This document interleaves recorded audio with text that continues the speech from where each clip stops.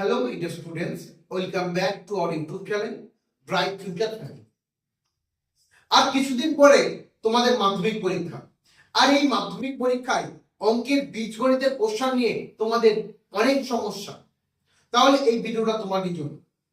এই ভিডিওটা যদি তুমি সম্পূর্ণ দেখতে পারো, তাহলে বীজগণিত থেকে যে 3 নম্বরের প্রশ্নগুলো থাকে, সেই 3 নম্বরের প্রশ্নই তোমরা প্রতিটা প্রশ্ন কমন পেয়ে যাবে।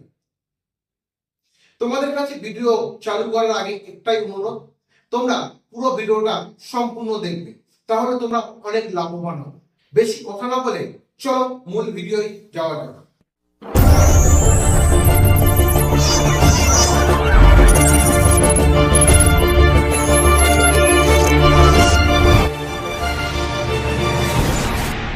তো বন্ধুরা, তোমাদের মোট বীজগণিতের অধ্যায় হলো 4টি।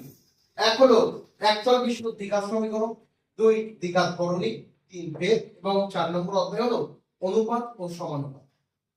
এই একচল বিশুদ্ধ দ্বিঘাত সমীকরণে দুটি অঙ্ক থাকবে, একটি অঙ্ক তোমাদের করতে হবে, দুটির মধ্যে একটি করতে হবে। আর এই অনুপাত সমানুপাতে দুটি অঙ্ক থাকবে, তোমাদের এখানে একটি অঙ্ক করতে হবে। এবারে একটা জিনিস ভালো করে দেখো, এই ভেদ আর করণী থেকে দুটি অঙ্ক থাকবে, তার মধ্যে একটি অঙ্ক তোমাদের করতে হবে।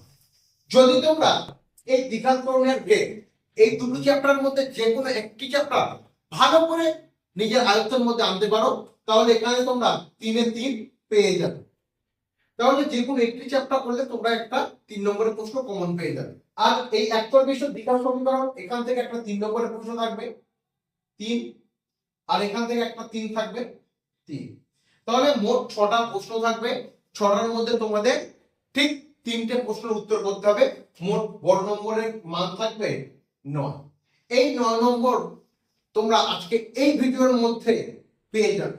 মাধ্যমিকের প্রশ্ন তুলবে আর দেখবে, হ্যাঁ এই প্রশ্নগুলো তোমরা দেখিয়েছিলাম, এই কোশ্চেনগুলো তো স্যার দিয়েছে। তাহলে এই ভিডিওটা কোনো স্কিপ না করে দেখতে থাকো। তোমরা আজকে এই ভিডিওটা যদি ভালো করে মন দিয়ে দেখতে থাকো এবং এই ভিডিওর যে অঙ্কগুলো আমি বলবো সেগুলো যদি ভালো করে প্র্যাকটিস করতে পারো, তাহলে তোমরা বীজগণিতের 9 নম্বর যেটা আছে সেই 9-এ 9 পেয়ে যাবে। চলো প্রথম অধ্যায় অর্থাৎ একচল বিশুদ্ধ দ্বিঘাত সমীকরণ, এই অধ্যায়ের যে অঙ্কগুলো আমি রেখেছি সেগুলো দেখে নাও। এবার দেখো, একচল বিশুদ্ধ দ্বিঘাত যে সমীকরণ অঙ্ক একটা থাকবে, তোমাদের কোনগুলো ইম্পর্টেন্ট? তোমাদের জন্য ইম্পর্টেন্ট থাকবে এই 4-এর দাগের 8, 10, 9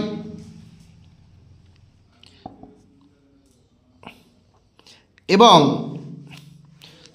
4-এর দাগের 13, 16, 17, 15। এই অঙ্কগুলো করলে তোমরা একটি অঙ্ক কমন পেয়ে যাবে। তাহলে এই অঙ্কগুলো তোমরা ভালো করে রপ্ত করে নেবে। একচল বিশুদ্ধ দ্বিঘাত সমীকরণে 1.2 থেকে একটা আসবে, আর 1.5 থেকে আর একটা প্রশ্ন আসবে। 1.5 থেকে যে অঙ্কগুলো আসবে তার মধ্যে খুবই গুরুত্বপূর্ণ হলো এই 5-এর দাগের অঙ্কটা, এটা করবে, 6-এর দাগের অঙ্কটা করবে, 7 করবে এবং 8-এর দাগের এই অঙ্কটা করবে, আর 9-এর দাগের এই অঙ্ক। তাহলে কি বললাম, 5-এর দাগের অঙ্ক 6, 7 আর এই 8 আর এই 9, 1, 2, 3, 4, 5, এই 5টা অঙ্ক ভালো করে প্র্যাকটিস করবে।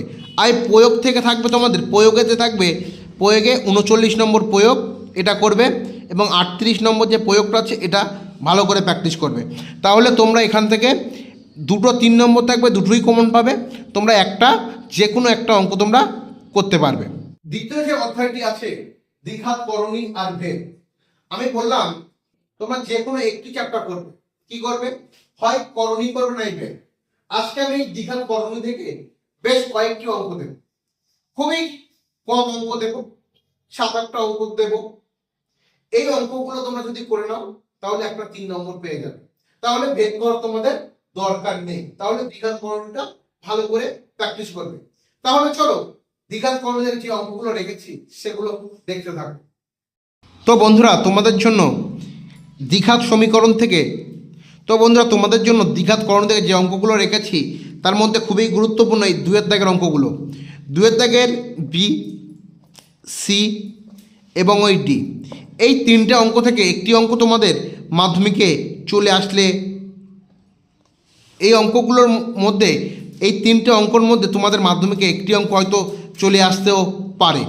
6-এর দাগে তোমরা এই অঙ্কটা প্র্যাকটিস করবে, 6-এর দাগের 3-এরটা এবং 7-এর দাগের এই বিয়ের অঙ্কটা। এই অঙ্কটা খুবই গুরুত্বপূর্ণ। আর সব থেকে বেশি ইম্পর্টেন্ট হচ্ছে এই 8-এর দাগের অঙ্কটা।